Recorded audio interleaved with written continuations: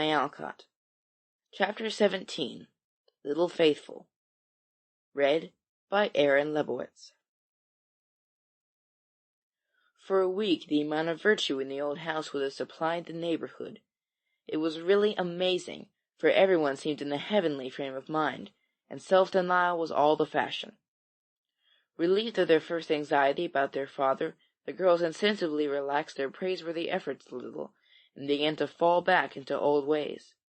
They did not forget their motto, but hoping and keeping busy seemed to grow easier, and after such tremendous exertions, they felt that endeavor deserved a holiday, and gave it a good many. Jo caught a bad cold through neglect to cover the shorn head enough, and was ordered to stay at home till she was better, for Aunt March didn't like to hear people read with colds in their heads.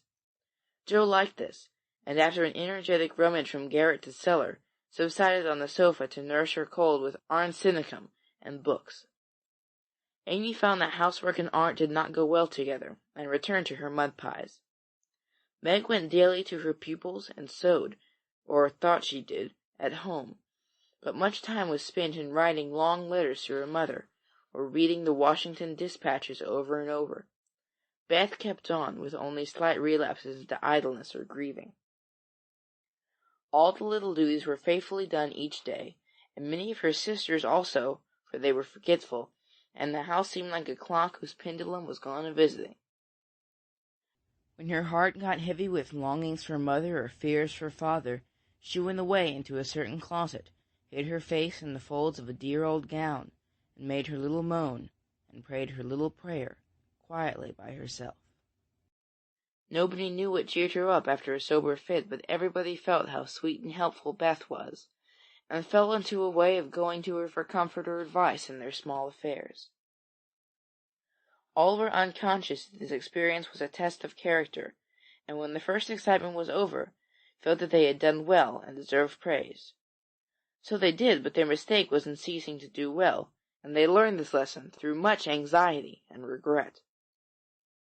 "Meg, I wish you to go see the Hummels. You know Mother told us not to forget them," said Beth, 10 days after Mrs. Marsh's departure. "I'm too tired to go this afternoon," replied Meg, rocking comfortably as she sewed. "Can't you, Jo?" asked Beth. "Too stormy for me with my cold." "No, I thought it was almost as well." "It's well enough for me to go out with Laurie, but not well enough to go to the Hummels," said Jo, laughing, but looking a little ashamed of her inconsistency. "Why don't you go for yourself?" asked Meg. "I have been every day, but the baby is sick. I don't know what to do for it. Mrs. Hummel goes away to work, and Lottchen takes care of it, but it gets sicker and sicker, and I think you or Hannah ought to go." Beth spoke earnestly, and Meg promised she would go tomorrow. "Ask Hannah for some nice little mess, and take it round, Beth. The air will do you good," said Jo, adding apologetically, "I'd go, but I want to finish my writing. My head aches, and I'm tired, so I thought maybe some of you would go," said Beth. "Amy will be in presently, and she will run down for us," suggested Meg. So Beth lay down on the sofa, the others returned to their work, and the Hummels were forgotten. An hour passed. Amy did not come. Meg went to her room to try on a new dress, Jo was absorbed in her story, and Hannah was sound asleep before the kitchen fire, when Beth quietly put on her hood, filled her basket with odds and ends for the poor children, and went out into the chilly air with a heavy head and a grieved look in her patient eyes. It was late when she came back, and no one saw her creep upstairs and shut herself into her mother's room. Half an hour after, Jo went to Mother's closet for something, and there found little Beth sitting in the medicine chest, looking very grave, with red eyes and a camphor bottle in her hands. "Christopher Columbus, what's the matter?" cried Jo, as Beth put out her hand as if to warn her off, and asked quickly, "You've had the scarlet fever, haven't you?" "Years ago, when Meg did. Why?" "Then I'll tell you. Jo, the baby's dead." "What baby?" "Mrs. Hummel's. It died in my lap before she got home," cried Beth with a sob. "My poor dear, how dreadful for you. I ought to have gone," said Jo, taking her sister in her arms as she sat down in her mother's big chair, with a remorseful face. "It wasn't dreadful, Jo. only sad. I saw in a minute it was sicker, but Lachlan said her mother had gone for a doctor, so I took baby and let Lottie rest. It seemed to sleep, but all of a sudden it gave a little cry and trembled, and then lay very still. I tried to warm its feet, and Lottie gave it some milk, but it didn't stir, and I knew it was dead. Don't cry, dear. What did you do? I just sat and held it softly till Mrs. Hummel came with the doctor.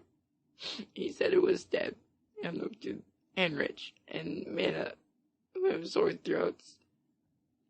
Scarlet fever, ma'am. Ought to have called me before, he said crossly. Mrs. Hummel told him she was poor, and had tried to cure the baby herself, but now it's too late. She could only ask him to help the others, and trust to charity for his pain. He smiled then, was kinder, but it was very sad, and I cried with them till he turned round all of a sudden, told me to go home and take belladonna right away, or I'd have the fever. No, you won't, cried Joe, hugging her close with a frightened look. Oh, Beth, if you should be sick, I could never forgive myself. What shall we do? Don't be frightened. I guess I shan't have it that badly. I looked at Mother's book, and saw that it begins with headache, sore throat, and queer feelings like mine. So I did take some belladonna, and I feel better, said Beth, laying her cold hands on her hot forehead and trying to look well.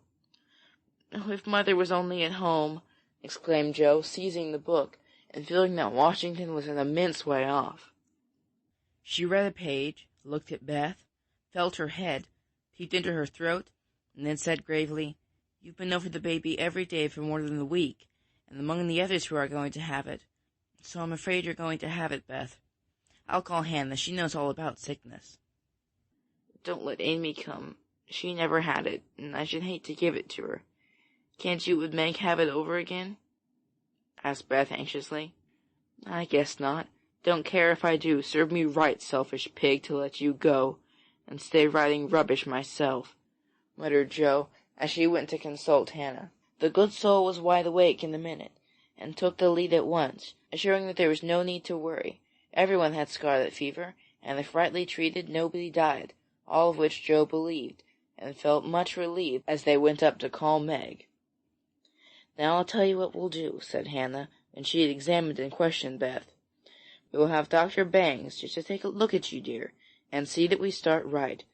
Then we'll send Amy off to Aunt March's for a spell, to keep her out of harm's way, and one of you girls can stay at home and amuse Beth for a day or two. I shall say, of course, I'm oldest, began Meg, looking anxious and self-reproachful. I shall, because it's my fault she's sick. I told Mother I'd do the errands, and I haven't, said Joe decidedly. Which will you have, Beth? There ain't no need of but one, said Hannah. Joe, please, and Beth leaned her head against her sister with a contented look, which effectually settled that point. I'll go and tell Amy, said Meg, feeling a little hurt, yet rather relieved on the whole, for she did not like nursing, and Joe did. Amy rebelled outright, and passionately declared that she had rather have the fever than go down to Aunt March. Meg reasoned, pleaded, and commanded, all in vain. Amy protested that she would not go, and Meg left her in despair to ask Hannah what should be done. Before she came back, Laurie walked into the parlor, to find Amy sobbing, with her head in the sofa cushions. She told her story, expecting to be consoled, but Laurie only put his hands in his pockets and walked about the room, whistling softly, as he knit his brows in deep thought. Presently he sat down beside her and said in his most wheedlesome tone, Now be a sensible little woman, and do as they say. No, don't cry, but hear the jolly plan I've got. You go to Aunt March's, and I'll come and take you out every day, driving or walking, and we'll have capital times. Won't that be better than moping here? I don't wish to be sent off, as if I was in the way, began Amy in an injured voice. Bless your heart, child, it's to keep you well. You don't want to be sick, do you? No, I'm sure I don't, but I dare say I shall be, for I've been with Beth all the time. That's the very reason you ought to go away at once, so that you may escape it. Change of air and care will keep you well, I dare say, or if it does not entirely, you will have the fever more lightly. I advise you to be off as soon as you can, for scarlet fever is no joke, miss. But it's dull at Aunt March's, and she's so cross, said Amy, looking rather frightened. It won't be dull with me popping in every day to tell you how Beth is, and take you out gallivanting. The old lady likes me, and I'll be as sweet as possible to her, so she won't peck at us, whatever we do. Will you take me out in the trotting wagon with Puck? On my honor as a gentleman. And come every single day? See if I don't. And bring me back the minute Beth is well. The identical minute. And go to the theatre, truly. 12 theatres, if we may. Well, I guess I will, said Amy slowly. Good girl. Call Meg and tell her you'll give in, said Laurie with an approving pat, which annoyed Amy more than the giving in.